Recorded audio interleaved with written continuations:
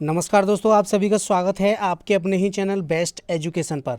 आज की वीडियो में डिस्कस करेंगे हम दोस्तों पर्यावरण अध्ययन से बहुत ही इंपॉर्टेंट 20 क्वेश्चंस जो कि परीक्षाओं में बार बार पूछे जाते हैं दोस्तों। ठीक है, बहुत ही इंपॉर्टेंट प्रश्न रहेंगे, सभी के सभी बहुत ही इंपॉर्टेंट प्रश्न हैं और ये आपका मॉक टेस्ट नंबर पहला है पर्यावरण का। ठीक है दोस्तों, तो बहुत ही इंपॉर्टेंट रहने वाला आज का वीडियो, तो वीडियो को लास्ट तक देखो और सभी क्वेश्चंस को पुट अप करो और बताओ कि कमेंट बॉक्स में कमेंट करके बताओ कि आपने इनमें से कितने सही किए। ठीक है दोस्तों, पर्यावरण अध्ययन से हैं, पर्यावरण से हैं, बहुत ही इंपॉर्टेंट क्वेश्चंस हैं। ठीक है दोस्तों, तो चलिए शुरू करते हैं आज का अपना वीडियो इंपॉर्टेंट क्वेश्चंस के साथ। ठीक है, प्रश्न नंबर पहला देखते हैं। प्रश्न नंबर पहला है, किस राष्ट्रीय उद्यान को पूर्व में हैली राष्ट्रीय उद्यान कहा जाता था? दोस्तों बहुत ही इंपॉर्टेंट क्वेश्चन है, कई बार रिपीट हुआ है ये। ठीक है, तो आप इसको जरूर तैयार करें। किस राष्ट्रीय उद्यान को, ठीक है, किस राष्ट्रीय उद्यान को पूर्व में हैली राष्ट्रीय उद्यान कहा जाता था? ऑप्शन ए है आपका जिम कॉर्बेट राष्ट्रीय उद्यान, ऑप्शन बी है राजधानी राष्ट्रीय उद्यान, ऑप्शन सी है दुधवा राष्ट्रीय उद्यान और ऑप्शन डी है इनमें से कोई नहीं। तो आप लोग अपना ऑप्शन चूज करें दोस्तों और कमेंट के माध्यम से ज़रूर बताएं कि वीडियो आपको कैसा लगा और वीडियो को ज़्यादा से ज़्यादा शेयर करें। ठीक है, और चैनल पर नए हैं तो चैनल को प्लीज़ तुरंत सब्सक्राइब कर लो, क्योंकि आपको इसी प्रकार की वीडियोस आगे मिलने वाली हैं। ठीक है दोस्तों, जिससे कि आप अपनी तैयारी को और भी बेहतर कर सकते हैं। ठीक है, तो यहाँ पर आपका ऑप्शन नंबर ए दोस्तों बिल्कुल राइट हो जाएगा। ऑप्शन नंबर ए बिल्कुल राइट हो जाएगा, जिम कॉर्बेट राष्ट्रीय उद्यान। ठीक है, हैली राष्ट्रीय उद्यान जो था इसका पहला नाम था, बाद में इसका जिम कॉर्बेट राष्ट्रीय उद्यान हो गया दोस्तों। ठीक है, तो किस राष्ट्रीय उद्यान को पूर्व में हैली राष्ट्रीय उद्यान कहा जाता था? तो आपका जिम कॉर्बेट राष्ट्रीय उद्यान को। तो यहाँ पर ऑप्शन नंबर सी दोस्तों बिल्कुल राइट हो जाएगा। ठीक है दोस्तों, जिम कॉर्बेट राष्ट्रीय उद्यान की जो स्थापना हुई थी, इसकी स्थापना 1935 ईस्वी में हुई थी दोस्तों। कब हुई थी? 1935 ईस्वी में हुई थी। ठीक है, फिर वर्ष 1947 में इसका नाम रामगंगा राष्ट्रीय उद्यान कर दिया गया। फिर इसके बाद में एक संशोधन और हुआ, उसमें वर्ष 1957 में इसका नाम कॉर्बेट राष्ट्रीय उद्यान रख दिया गया दोस्तों। ठीक है, तो पहले जो पूर्व में इसका जब इसका निर्माण हुआ था तब इसका नाम क्या था दोस्तों? हैली राष्ट्रीय उद्यान था। ठीक है, और इसकी जो स्थापना हुई थी 1935 ईस्वी में हुई थी। फिर इसको 1947 में इसका नाम चेंज कर दिया, रामगंगा राष्ट्रीय उद्यान कर दिया गया था। फिर लास्ट में जो फाइनली इसका नाम जिम कॉर्बेट राष्ट्रीय उद्यान रखा गया, तो ये आपका 1957 ईस्वी में रखा गया था। ठीक है दोस्तों, तो इससे जुड़ी हुई जो भी फैक्ट थी वो मैंने आपको बता दी। और ये कहाँ पर स्थित है? तो ये आपका दोस्तों उत्तराखंड में स्थित है। कहाँ पर है? उत्तराखंड में। उत्तराखंड जो पहले हमारा यूपी में ही हुआ करता था। ठीक है दोस्तों, चलिए, तो यहाँ पर ऑप्शन नंबर ए बिल्कुल राइट हो जाएगा प्रश्न नंबर 1 के लिए। ठीक है, तो किस राष्ट्रीय उद्यान को पूर्व में हैली राष्ट्रीय उद्यान कहा जाता था? तो आपका जिम कॉर्बेट राष्ट्रीय उद्यान। ठीक है दोस्तों, चलिए नेक्स्ट क्वेश्चन देखते हैं। प्रश्न नंबर 2।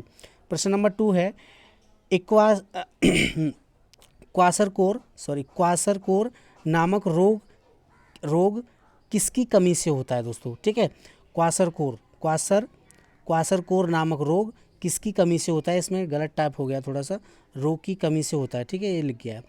तो आपका क्वासरकोर जो होता है वो किसकी कमी से होता है? ऑप्शन ए है कार्बोहाइड्रेट, ऑप्शन बी है प्रोटीन, ऑप्शन सी है विटामिन और ऑप्शन डी है आयोडीन। तो आप लोग अपना ऑप्शन चूज करें प्रश्न नंबर 2 के लिए। क्वासरकोर नामक बीमारी किसकी कमी से होती है दोस्तों? तो यहाँ पर ऑप्शन नंबर बी दोस्तों बिल्कुल राइट हो जाएगा आपका। ऑप्शन नंबर बी बिल्कुल राइट हो जाएगा, प्रोटीन। ठीक है दोस्तों, क्या हो जाएगा? प्रोटीन। क्वासरकोर जो बीमारी होती है ये आपकी प्रोटीन की कमी से होती है दोस्तों। ठीक है, इस रोग में शरीर की जो वृद्धि होती है एवं विकास होता है वो बाधित हो जाता है, मतलब रुक जाता है। ठीक से शरीर का जो वृद्धि और विकास होता है वो नहीं हो पाता है। ठीक है दोस्तों, क्योंकि प्रोटीन जो होती है वो हमारे शरीर के लिए बहुत ही इंपॉर्टेंट होती है, हमारे शरीर की वृद्धि और विकास के लिए। ठीक है, तो क्वासरकोर नामक जो बीमारी है वो आपकी प्रोटीन की कमी से होती है दोस्तों। ठीक है, तो ऑप्शन नंबर बी यहाँ बिल्कुल राइट हो जाएगा प्रश्न नंबर 2 के लिए। ठीक है, चलिए नेक्स्ट क्वेश्चन देखते हैं। प्रश्न नंबर 3। प्रश्न नंबर 3 है, रिएक्टर पैमाने से किसकी तीव्रता नापी जाती है? इंपॉर्टेंट क्वेश्चन है दोस्तों, वीवीआईपी में लगा लीजिए, ये कई बार क्वेश्चन रिपीट हुआ है। ठीक है, तो रिएक्टर पैमाने से किसकी तीव्रता मापी जाती है या नापी जाती है? ऑप्शन ए है ज्वालामुखी, ऑप्शन बी है भूकंप, ऑप्शन सी है सुनामी और ऑप्शन डी है चक्रपात। तो आप लोग अपना ऑप्शन चूज़ करें प्रश्न नंबर 3 के लिए।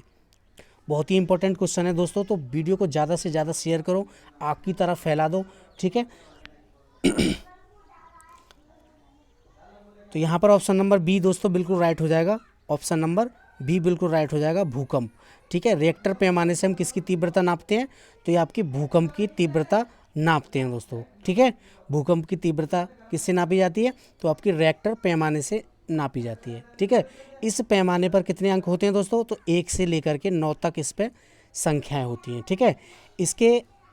इसमें अंकित प्रत्येक संख्या जो होती है वो अपनी पहली संख्या के 10 गुने परिणाम को बताती है दोस्तों। पहली जो होती है वो 10 गुने परिणाम को बताती है। तो यहाँ से क्वेश्चन ये भी पूछा जाता है कि रिएक्टर पैमाने पर कितनी संख्याएं अंकित होती हैं, कितनी संख्याएं दर्शाई जाती हैं, तो आपकी 1 से 9 तक होती हैं दोस्तों, ठीक है।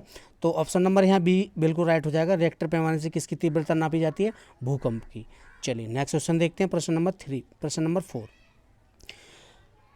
प्रश्न नंबर 4 है, वन्य प्राणी सप्ताह प्रतिवर्ष मनाया जाता है। इंपॉर्टेंट क्वेश्चन है दोस्तों। पर्यावरण जो है आपका बहुत ही इजी होता है, और आप थोड़ी सी मेहनत कर लेंगे तो इसमें अच्छे नंबर गेन कर सकते हैं, अच्छे नंबर प्राप्त कर सकते हैं। कुछ नहीं है, थोड़े से पढ़ना है ठीक से, ठीक है दोस्तों। तो वन्य जीव प्राणी सप्ताह प्रतिवर्ष मनाया जाता है। कब मनाया जाता है, ऑप्शन ए है नवंबर के प्रथम सप्ताह में, ऑप्शन बी है अगस्त के प्रथम सप्ताह में, ऑप्शन सी है अक्टूबर के प्रथम सप्ताह में, और ऑप्शन डी है जुलाई के प्रथम सप्ताह में। तो आप लोग अपना ऑप्शन चूज़ करें प्रश्न नंबर 4 के लिए। वन्य प्राणी सप्ताह प्रतिवर्ष मनाया जाता है, कब मनाया जाता है, तो दोस्तों यहाँ पर आपका ऑप्शन नंबर सी बिल्कुल राइट हो जाएगा। ऑप्शन नंबर सी बिल्कुल राइट हो जाएगा, अक्टूबर के प्रथम सप्ताह, ठीक है। अक्टूबर के प्रथम सप्ताह में आपका प्रतिवर्ष वन्य प्राणी सप्ताह मनाया जाता है 1 से 7 तक, 1 अक्टूबर से 7 अक्टूबर तक, ठीक है दोस्तों। प्रतिवर्ष मनाया जाता है, ठीक है। वन्य प्राणी सप्ताह के रूप में हम मनाते हैं, ठीक है दोस्तों। किसको, अक्टूबर के प्रथम सप्ताह को, 1 से 7 अक्टूबर तक। तो यहाँ पर ऑप्शन नंबर सी बिल्कुल राइट हो जाएगा प्रश्न नंबर 4 के लिए। चलिए नेक्स्ट क्वेश्चन देखते हैं, प्रश्न नंबर 5। प्रश्न नंबर 5 है, प्रकाश संश्लेषण की क्रिया में हरे पौधों द्वारा बाहर निकलने वाली गैस है। मतलब जब प्रकाश संश्लेषण, पौधे जो होते हैं सूर्य के प्रकाश में जब अपना भोजन तैयार करते हैं, प्रकाश संश्लेषण की जो क्रिया होती है, प्रकाश संश्लेषण क्रिया में हरे पौधे द्वारा बाहर निकलने वाली गैस है। मतलब प्रकाश संश्लेषण में पौधे कौन सी गैस बाहर निकालते हैं, बाहर छोड़ते हैं। ऑप्शन ए है कार्बन डाइऑक्साइड, ऑप्शन बी है नाइट्रोजन, ऑप्शन सी है ऑक्सीजन, और ऑप्शन डी है इनमें से कोई नहीं। तो आप लोग अपना ऑप्शन चूज करें प्रश्न नंबर 5 के लिए। प्रकाश संश्लेषण क्रिया में हरे पौधे कौन सी गैस बाहर निकालते हैं, तो यहाँ पर दोस्तों ऑप्शन नंबर सी बिल्कुल राइट हो जाएगा, ऑक्सीजन, ठीक है। कौन सा, ऑप्शन नंबर सी बिल्कुल राइट हो जाएगा, ऑक्सीजन। प्रकाश संश्लेषण क्रिया में हरे पौधे बाहर जो निकालते हैं ऑक्सीजन निकालते हैं, और ग्रहण जो करते हैं वो कार्बन डाइऑक्साइड ग्रहण करते हैं दोस्तों, ठीक है। कौन सी गैस ग्रहण करते हैं, कार्बन डाइऑक्साइड ग्रहण करते हैं, और छोड़ते कौन सी हैं, ऑक्सीजन। तो ऑप्शन नंबर सी यहाँ बिल्कुल राइट हो जाएगा प्रश्न नंबर 5 के लिए, ठीक है। चलिए नेक्स्ट क्वेश्चन देखते हैं, प्रश्न नंबर 6। प्रश्न नंबर 6 है, चावल को पॉलिश करने पर कौन सा विटामिन नष्ट हो जाता है। इंपॉर्टेंट क्वेश्चन है दोस्तों, कई बार रिपीट हुआ है। चावल को पॉलिश करने पर कौन सा विटामिन नष्ट हो जाता है। ऑप्शन ए है एस्कॉर्बिक अम्ल, ऑप्शन बी है कैल्सीफेरॉल, ऑप्शन सी है थायरोक्सिन, और ऑप्शन डी है थायमिन। तो आप लोग अपना ऑप्शन चूज़ करें प्रश्न नंबर 6 के लिए। दोस्तों बहुत ही इंपॉर्टेंट क्वेश्चन है, और कमेंट जरूर करें, कमेंट के माध्यम से बताएं कि इनमें से आपने कितने सही किए, और वीडियो अच्छा लगे तो वीडियो को एक लाइक ज़रूर करें, ठीक है, और दोस्तों में ज़्यादा से ज़्यादा शेयर करें। तो यहाँ पर प्रश्न नंबर 6 के लिए दोस्तों ऑप्शन नंबर डी जो है बिल्कुल राइट हो जाएगा, ऑप्शन नंबर डी बिल्कुल राइट हो जाता है, ठीक है। प्रश्न नंबर 6 के लिए, चावल को पॉलिश करने पर विटामिन, कौन सा, विटामिन बी वन नष्ट हो जाता है दोस्तों, ठीक है। विटामिन बी1 नष्ट हो जाता है, और विटामिन बी1 का जो रासायनिक नाम होता है वो आपका थायमिन होता है, ठीक है। तो यहाँ पर थायमिन दे रखा है, ठीक है दोस्तों। और थायमिन जो होता है ये किसका रासायनिक नाम होता है, ये विटामिन बी1 का होता है।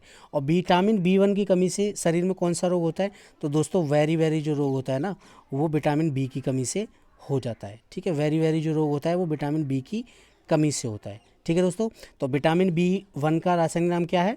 थायमीन। ठीक है, तो चावल को पॉलिश करने पर कौन सा विटामिन नष्ट हो जाता है? तो विटामिन B1 नष्ट हो जाता है, यह थायमीन नष्ट हो जाता है।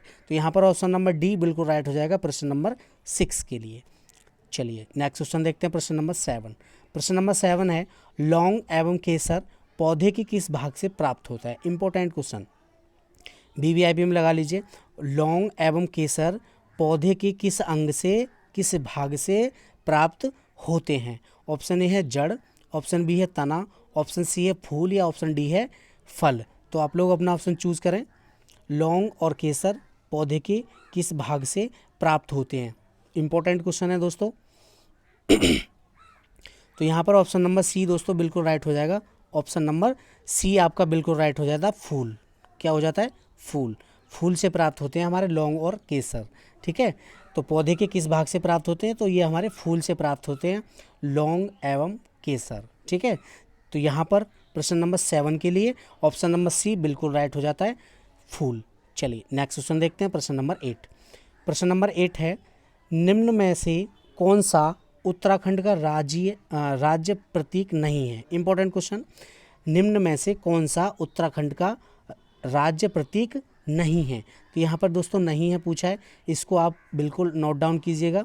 ठीक है, नहींयों को तो बिल्कुल भूला मत कीजिए, क्योंकि नहीं, इस नहीं की वजह से हम क्वेश्चंस को गलत लगा के चले आते हैं, है ना दोस्तों।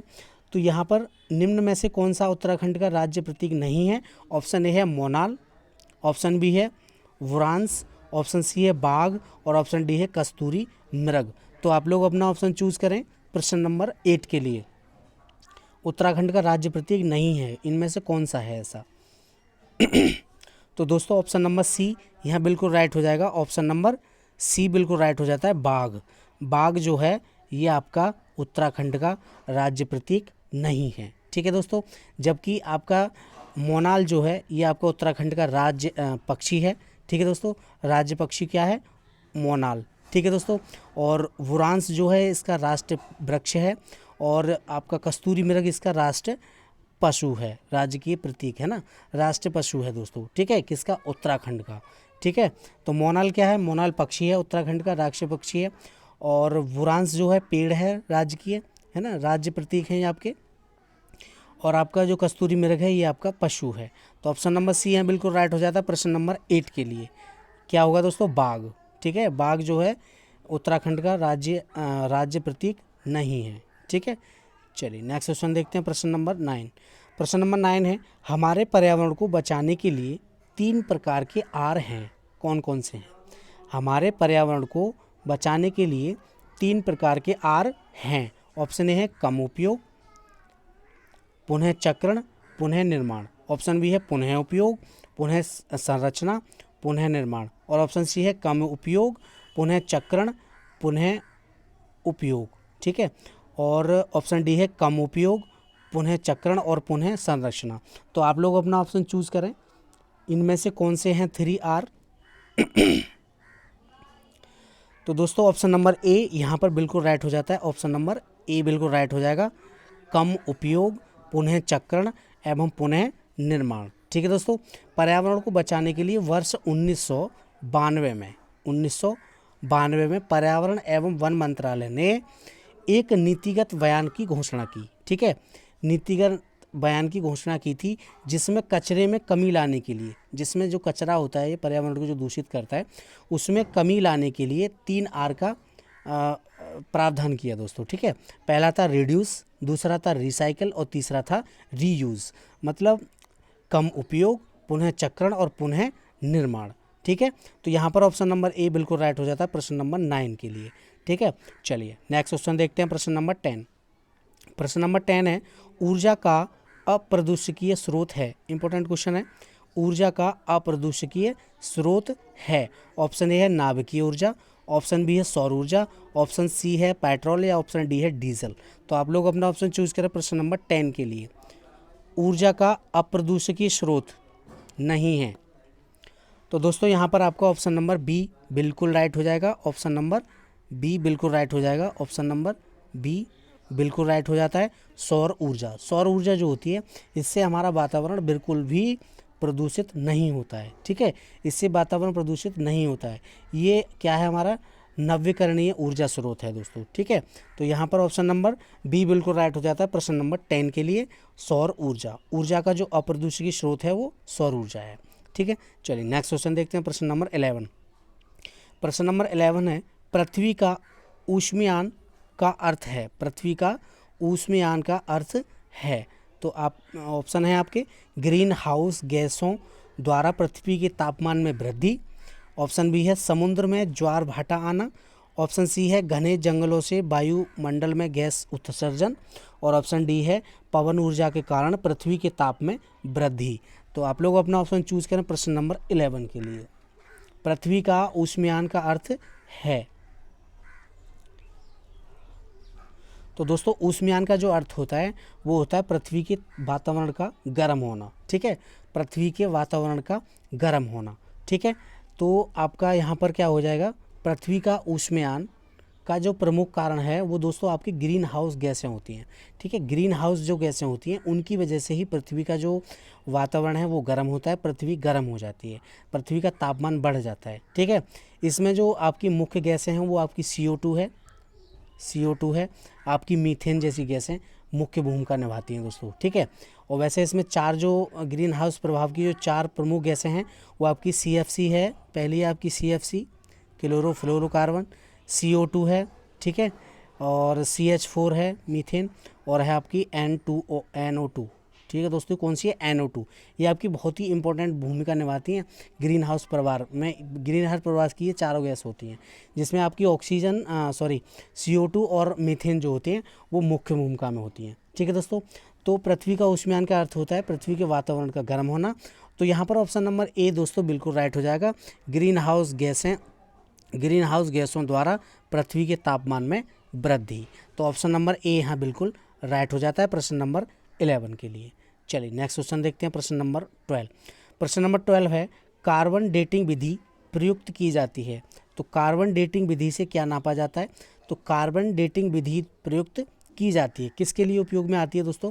ऑप्शन ए है स्थान ज्ञात करने में, ऑप्शन बी है वस्तु की आयु ज्ञात करने में, ऑप्शन सी है लिपि को पहचानने में, और ऑप्शन डी है वस्तु की पहचान करने में। तो आप लोग अपना ऑप्शन चूज करें प्रश्न नंबर 12 के लिए, कार्बन डेटिंग विधि से क्या होता है दोस्तों। तो आई होप आपने अपना ऑप्शन चूज कर लिया होगा दोस्तों। तो यहाँ पर ऑप्शन नंबर बी बिल्कुल राइट हो जाता है दोस्तों, ऑप्शन नंबर बी बिल्कुल राइट हो जाएगा, वस्तु की आयु ज्ञात करने में। वस्तु की जो आयु ज्ञात करते हैं हम, वो किससे करते हैं, तो वो कार्बन डेटिंग विधि से करते हैं दोस्तों। किससे करते हैं, कार्बन डेटिंग विधि से जो क्या है, हम वस्तु की आयु ज्ञात करते हैं। ठीक है दोस्तों, कि वस्तु कितनी पुरानी है या कितनी नई है ना, इसका ये पता, इस विधि से यही पता लगाया जाता है, वस्तु की आयु को ज्ञात करते हैं। तो यहाँ पर ऑप्शन नंबर बी बिल्कुल राइट हो जाएगा प्रश्न नंबर 12 के लिए। ठीक है दोस्तों, तो याद रखिएगा कार्बन डेटिंग विधि से क्या होता है, वस्तु की आयु को हम ज्ञात करते हैं। चलिए नेक्स्ट क्वेश्चन देखते हैं, प्रश्न नंबर 30। इंपॉर्टेंट क्वेश्चंस की सीरीज है दोस्तों, आगे भी ये ऐसे ही सीरीज़ कराऊंगा, आगे भी ऐसे ही 20 क्वेश्चंस का एक मॉक टेस्ट ज़रूर लेके आऊँगा, मैं कोशिश करूँगा रोज़ाना। ठीक है दोस्तों, तो वीडियो को ज़्यादा से ज़्यादा शेयर करें और वीडियो को लाइक करें। ठीक है दोस्तों, और चैनल पर नए हैं तो चैनल को सब्सक्राइब ज़रूर करें। ठीक है, तो प्रश्न नंबर 30 है, प्रश्न नंबर 30 देखते हैं। अम्लीय वर्षा से ऐतिहासिक इमारतों तथा मूर्तियों का संचारित मतलब क्षरण होना कहलाता है। क्या कहलाता है दोस्तों, अम्लीय वर्षा से ऐतिहासिक जो हमारी इमारतें हैं, मूर्तियां हैं, उनका जो संचारित हो रहा है, क्षरण हो रहा है, उसको हम क्या कहते हैं। ऑप्शन ए है ड्राई डिपोजिशन, ऑप्शन बी है स्टोन लेप्रोसी, ऑप्शन सी है एरोसोल, या ऑप्शन डी है इनमें से कोई नहीं। तो आप लोग अपना ऑप्शन चूज करें प्रश्न नंबर 13 के लिए, फटाफट जल्दी से। तो दोस्तों, अम्लीय वर्षा से ऐतिहासिक इमारतों तथा मूर्तियों का संचारित क्षरण होना कहलाता है आपका ऑप्शन नंबर बी है बिल्कुल राइट हो जाएगा, स्टोन लेप्रोसी। ठीक है दोस्तों, ऑप्शन नंबर बी बिल्कुल राइट हो जाता है, स्टोन लेप्रोसी। ठीक है, स्टोन लेप्रोसी कहलाता है इनका जो क्षरण हो रहा है। जैसे हमारा ताजमहल है, ताजमहल का जो रंग है दोस्तों वो पीला पड़ता जा रहा है। ठीक है, पीला पड़ता जा रहा है, तो किसकी वजह से, वो अम्लीय वर्षा की वजह से हो रहा है। ठीक है, तो यहाँ पर ऑप्शन नंबर बी बिल्कुल राइट हो जाएगा प्रश्न नंबर 13 के लिए। चलिए नेक्स्ट क्वेश्चन देखते हैं, प्रश्न नंबर 14। प्रश्न नंबर 14 है, स्पर्श गंगा अभियान का मुख्य उद्देश्य है। स्पर्श गंगा अभियान का मुख्य उद्देश्य क्या है दोस्तों? ऑप्शन ए है स्वास्थ्य सुरक्षा, ऑप्शन बी है गंगा की सुरक्षा, ऑप्शन सी है नदियों को जोड़ना, और ऑप्शन डी है मंदिरों का जीर्णोद्वार। तो आप लोग अपना ऑप्शन चूज करें प्रश्न नंबर 14 के लिए। स्पर्श गंगा अभियान का मुख्य उद्देश्य क्या है? तो यहाँ पर ऑप्शन नंबर बी दोस्तों बिल्कुल राइट हो जाएगा। ऑप्शन नंबर बी बिल्कुल राइट हो जाता है, गंगा की स्वच्छता। ठीक है, स्पर्श गंगा अभियान का जो मुख्य उद्देश्य है वो गंगा की स्वच्छता है दोस्तों। ठीक है, उत्तराखंड में चलाए जा रहे स्पर्श गंगा अभियान का मुख्य जो उद्देश्य है वो आपका गंगा की स्वच्छता है, गंगा को शुद्धिकरण है, गंगा को स्वच्छ और सुंदर बनाना है दोस्तों। ठीक है, और गंगा को स्वच्छता, गंगा की जो स्वच्छता है उसको बनाए रखना है।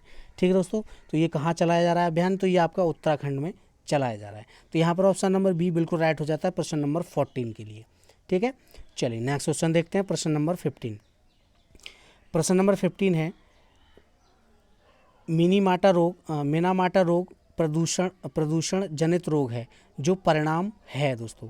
तो आप लोग अपना ऑप्शन चूज करें। समुद्र में बिखरे तेल का, ऑप्शन बी है वायुमंडल में आर्सेनिक जमा होने का, ऑप्शन सी है औद्योगिक पारा अपशिष्ट की पानी में छोड़ने का, औद्योगिक जो पारा होता है उसके अपशिष्ट को पानी में छोड़ने का, ऑप्शन डी है मनुष्य के कार्बनिक अपशिष्ट को पीने के पानी में छोड़ने का। तो आप लोग अपना ऑप्शन चूज करें। मिनामाटा रोग प्रदूषित जनित रोग है दोस्तों, प्रश्न नंबर 15। तो यहाँ पर आपका ऑप्शन नंबर सी बिल्कुल राइट हो जाता है।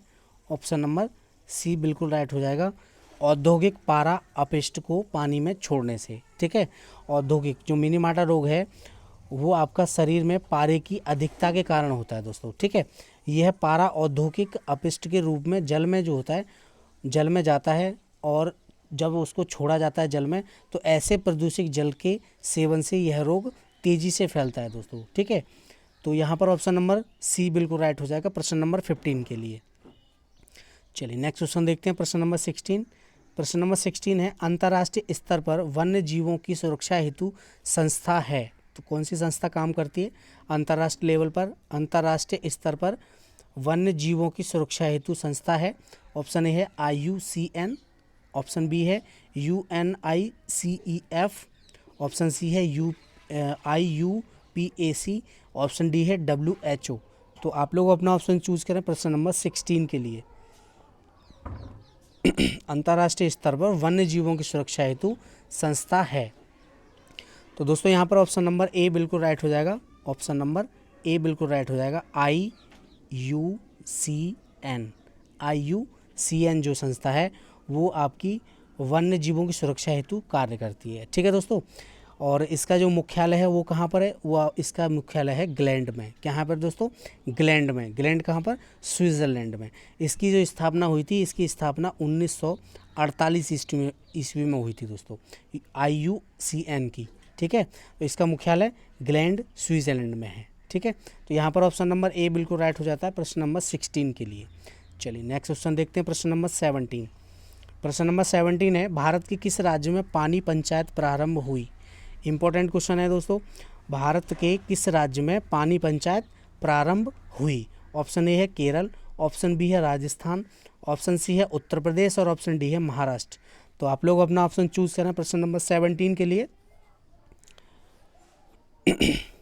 पानी पंचायत प्रारंभ हुई थी वो किस राज्य में हुई थी? तो यहाँ पर आपको ऑप्शन नंबर डी बिल्कुल राइट हो जाता है। ऑप्शन नंबर डी बिल्कुल राइट हो जाएगा, महाराष्ट्र में। ठीक है दोस्तों, महाराष्ट्र में स्टार्ट हुई थी, और ये कब हुई थी? 1972 ईस्वी में हुई थी। पानी पंचायत की जो शुरुआत हुई थी महाराष्ट्र में 1972 में हुई थी। पानी के संरक्षण पर विशेष ध्यान रखा जाना चाहिए, इसलिए ये पंचायत की गई थी, इसकी शुरुआत हुई थी। ठीक है, तो किस राज्य में हुई थी, कहाँ से प्रारंभ हुआ था ये? तो आपका ऑप्शन नंबर डी हो जाएगा, महाराष्ट्र से। ठीक है, चलिए नेक्स्ट क्वेश्चन देखते हैं, प्रश्न नंबर 18। प्रश्न नंबर 18 है, ओजोन परत सूर्य से आने वाली किन किरणों को रोकती है? ओजोन परत सूर्य से आने वाली किन किरणों को रोकती है? ऑप्शन ए है अवरक्त किरणें, ऑप्शन बी है एक्स किरणें, ऑप्शन सी है परावैंगनी किरणें या ऑप्शन डी है इनमें से कोई नहीं। तो आप लोग अपना ऑप्शन चूज़ करें प्रश्न नंबर 18 के लिए। ओजोन परत सूर्य से आने वाली किन किरणों को रोकती है दोस्तों, ठीक है। तो यहाँ पर ऑप्शन नंबर सी बिल्कुल राइट हो जाएगा, परावैंगनी किरणों को, ठीक है दोस्तों। कौन सी? परावैंगनी किरणों को रोकती है ओजोन परत। ओजोन परत का जो कार्य होता है वो सूर्य से आने वाली खतरनाक परावैंगनी किरणों को क्या करती है, वो अवशोषित कर लेती है दोस्तों, ठीक है। क्या कर लेती है? अवशोषित कर लेती है, जो बहुत ही खतरनाक होती हैं, जिससे हमारा त्वचा का कैंसर होता है। ज़्यादातर त्वचा का कैंसर होने की संभावना रहती है इन किरणों से, ठीक है दोस्तों। और ये कहाँ पाई जाती है? ये आपकी ओजोन परत जो पाई जाती है ये समताप मंडल में पाई जाती है दोस्तों। कहाँ पर? समताप मंडल में। तो यहाँ पर प्रश्न नंबर 18 के लिए ऑप्शन नंबर सी बिल्कुल राइट हो जाएगा। सूर्य से आने वाली जो खतरनाक हानिकारक किरणें होती हैं वो आपकी ओजोन परत रोकती है। और कौन सी किरणें होती हैं? वो आपकी परावैंगनी किरणें होती हैं। तो ऑप्शन नंबर सी बिल्कुल राइट हो जाएगा प्रश्न नंबर 18 के लिए। चलिए नेक्स्ट क्वेश्चन देखते हैं, प्रश्न नंबर 19। प्रश्न नंबर 19 है, संरक्षण या विनाश पुस्तक के लेखक हैं। संरक्षण या विनाश पुस्तक के लेखक कौन हैं? ऑप्शन ए है सरला बहन, ऑप्शन बी है वंदना शिवा, ऑप्शन सी है जिम कार्बेट या ऑप्शन डी है रस्किन बॉन्ड। तो आप लोग अपना ऑप्शन चूज़ करें प्रश्न नंबर 19 के लिए। तो दोस्तों यहाँ पर ऑप्शन नंबर ए बिल्कुल राइट हो जाता है। ऑप्शन नंबर ए बिल्कुल राइट हो जाएगा, सरला बहन। सरला बहन, सरला बहन जो है ये इनकी जो पुस्तक है इस क्या नाम है? संरक्षण या विनाश, ठीक है। तो संरक्षण या विनाश की पुस्तक के लेखक कौन है? सरला बहन। तो ऑप्शन नंबर ए बिल्कुल राइट हो जाएगा प्रश्न नंबर 19 के लिए। चलिए नेक्स्ट क्वेश्चन देखते हैं, प्रश्न नंबर 20। प्रश्न नंबर 20 है, क्षेत्रफल के आधार पर भारत का सबसे बड़ा राज्य है। तो क्षेत्रफल के आधार पर भारत का सबसे बड़ा राज्य कौन सा है? ऑप्शन ए है उत्तर प्रदेश, ऑप्शन बी है राजस्थान, ऑप्शन सी है महाराष्ट्र और ऑप्शन डी है मध्य प्रदेश। तो आप लोग अपना ऑप्शन चूज़ करें प्रश्न नंबर 20 के लिए। क्षेत्रफल की दृष्टि से भारत का सबसे बड़ा राज्य कौन सा है? तो यहाँ पर ऑप्शन नंबर बी बिल्कुल राइट हो जाएगा दोस्तों। ऑप्शन नंबर बी बिल्कुल राइट हो जाता है, राजस्थान। कौन सा है दोस्तों? राजस्थान। राजस्थान जो है ये क्षेत्रफल की दृष्टि से भारत का सबसे बड़ा राज्य है, ठीक है दोस्तों। इसका जो क्षेत्रफल है कितना है दोस्तों? 3,42,239 वर्ग किलोमीटर है, ठीक है दोस्तों। 3,42,239 वर्ग किलोमीटर है, ठीक है दोस्तों। और जनसंख्या की दृष्टि से भारत का सबसे बड़ा राज्य कौन सा है? तो आपका उत्तर प्रदेश है, ठीक है। तो ऑप्शन नंबर बी यहाँ बिल्कुल राइट हो जाएगा प्रश्न नंबर 20 के लिए। क्षेत्रफल की दृष्टि से या क्षेत्रफल के आधार पर भारत का सबसे बड़ा राज्य कौन सा है? राजस्थान। तो ऑप्शन नंबर बी बिल्कुल राइट हो जाएगा प्रश्न नंबर 20 के लिए, ठीक है दोस्तों। तो ये थे बहुत ही इंपॉर्टेंट 20 क्वेश्चंस। वीडियो कैसा लगा कमेंट बॉक्स में कमेंट जरूर करें। चैनल पर नए हैं तो चैनल को सब्सक्राइब करें दोस्तों। बेल आइकन प्रेस जरूर करें जिससे कि सारे के सारे नोटिफिकेशन, सभी वीडियोस के नोटिफिकेशन आपको सबसे पहले मिले, आसानी से मिले, ठीक है। और वीडियो को ज़्यादा से ज़्यादा शेयर करो दोस्तों में, ठीक है। सभी दोस्तों तक पहुँचाओ, ठीक है दोस्तों, क्योंकि बहुत ही इंपॉर्टेंट वीडियो हैं ये सभी, ठीक है। अगर आप किसी भी परीक्षा की तैयारी कर रहे हैं तो आपके लिए ये चैनल बहुत ही इंपॉर्टेंट है। यहाँ पर आपको सभी प्रकार के वीडियोस उपलब्ध होंगे, ठीक है दोस्तों। तो वीडियो कैसा लगा कमेंट बॉक्स में कमेंट जरूर करें। आपने इनमें से कितने सही किए वो भी बताएं कमेंट के माध्यम से, ईमानदारी से, ठीक है दोस्तों। तो चलिए मिलते हैं अगली वीडियो में अगले मॉक टेस्ट के साथ। तब तक के लिए जय हिंद, जय भारत, धन्यवाद दोस्तों।